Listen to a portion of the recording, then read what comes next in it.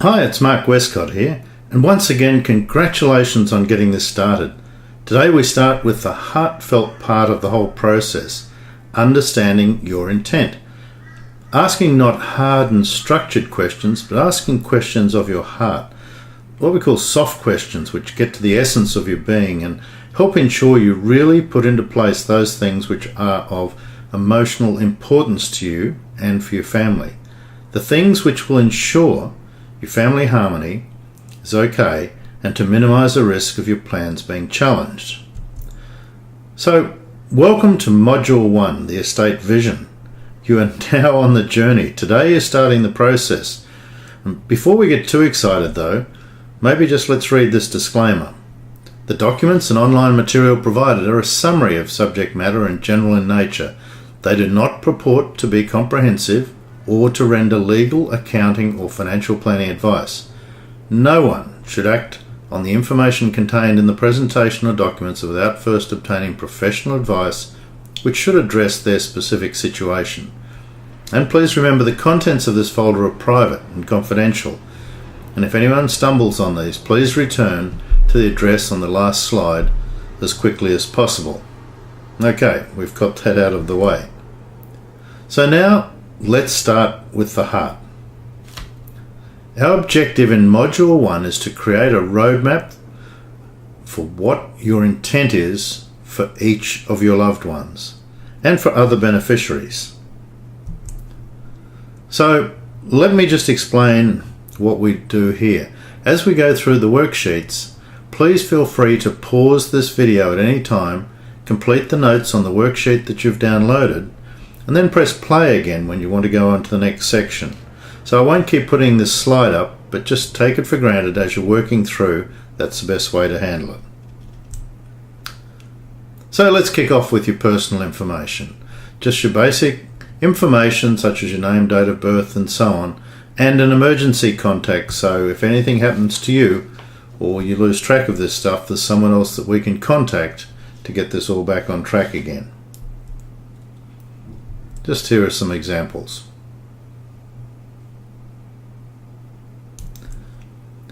Now it's important that you understand the peace of mind plan process, and that is, it's a three-step process.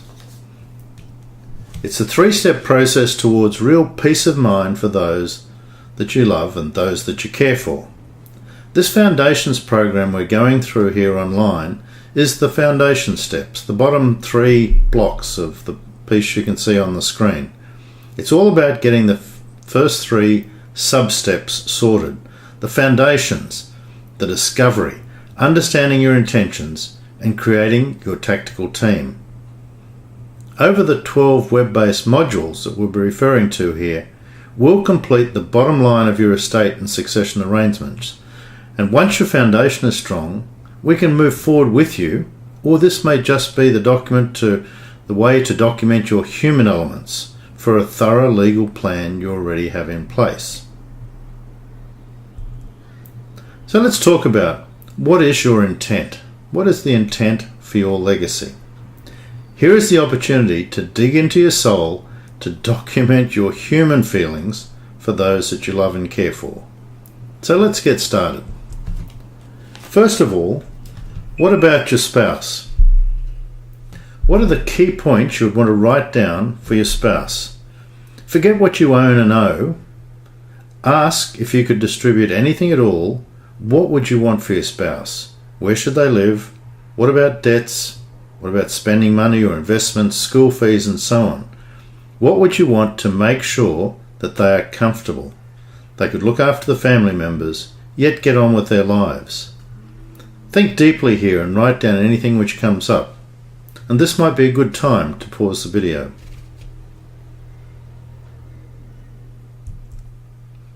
Okay, moving on now. So what about for your children? Same as before. What would you want for them? What education? What security? What protection of the assets against failed marriages, bankruptcy, excess taxes and so on? And what is the legacy that you want to pass on to your children? Once again, pause the video and have a thought about for each of your children. Moving on, what about your business partner, if applicable? Do you have business debt you'd want extinguished? Should the remaining partner be able to buy out your family out of the business? What plans or directions have you left behind for your business partner, if this is applicable?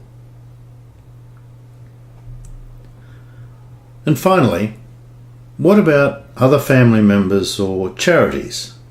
Do you want your estate to provide for other family members, not direct family members, charities or friends? Here is your chance to consider such wishes after making sure, of course, that your key family ones and loved ones are catered for.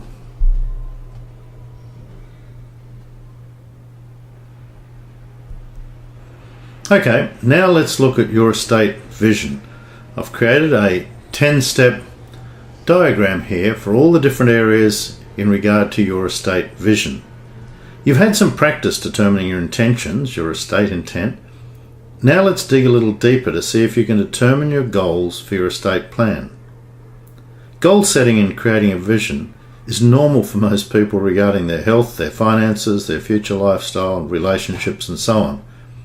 So it makes sense to ensure we create goals and a positive vision for our succession and for our estate plans. I've created here, as I said, 10 areas to document key measurements for your estate.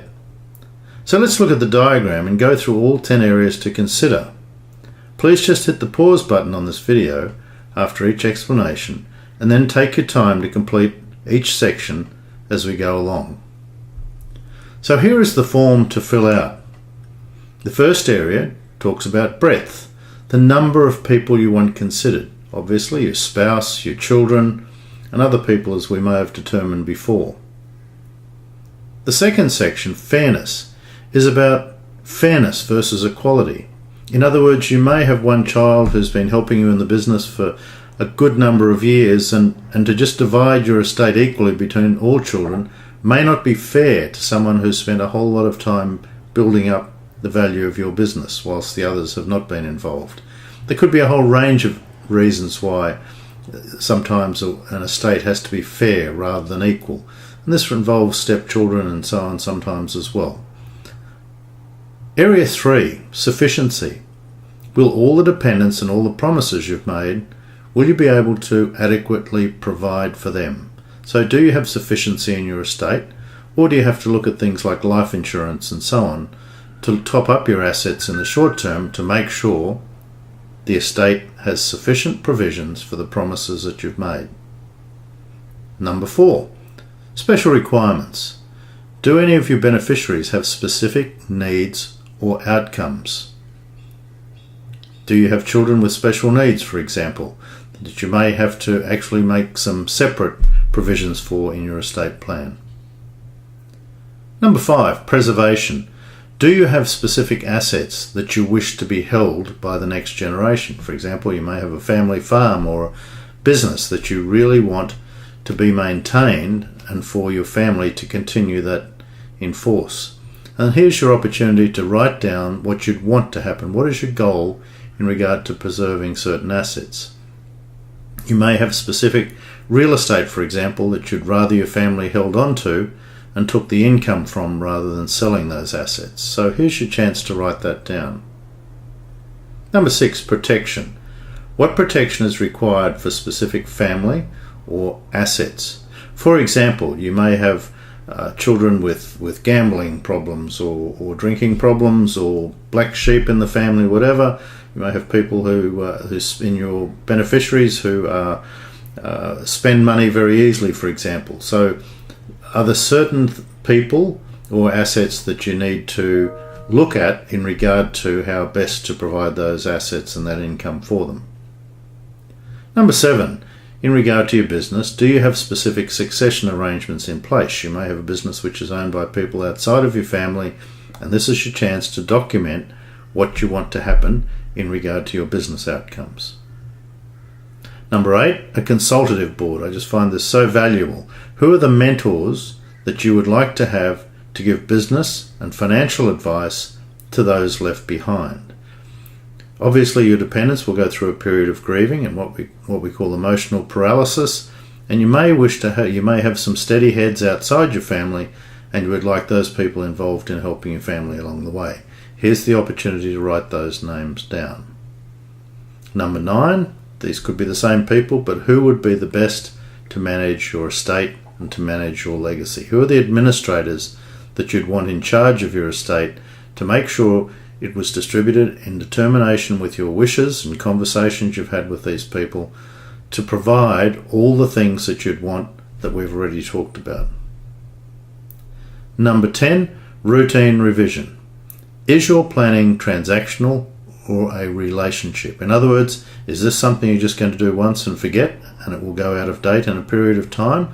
Or do you want to have a set time where you sit down and review what we're determining as we go through this process to make sure it's always current and up to date? And that's your opportunity there to write down a time frame in regard to revising this on a time basis. Here are some examples. You may wish to pause the video here.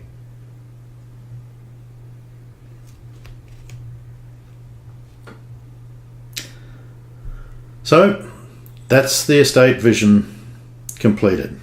You've made great progress. You've completed the estate vision. Now take your time and just check over what you've documented. Maybe just go back over your answers and refine them whenever you feel inclined. And that's the great thing here. You can fill this out and upload new answers anytime you wish. You can change them as often as you wish, and certainly would recommend you do this at least once a year. So fantastic, a job well done. Your goals and outcomes for your estate plan, Module 1, are now documented.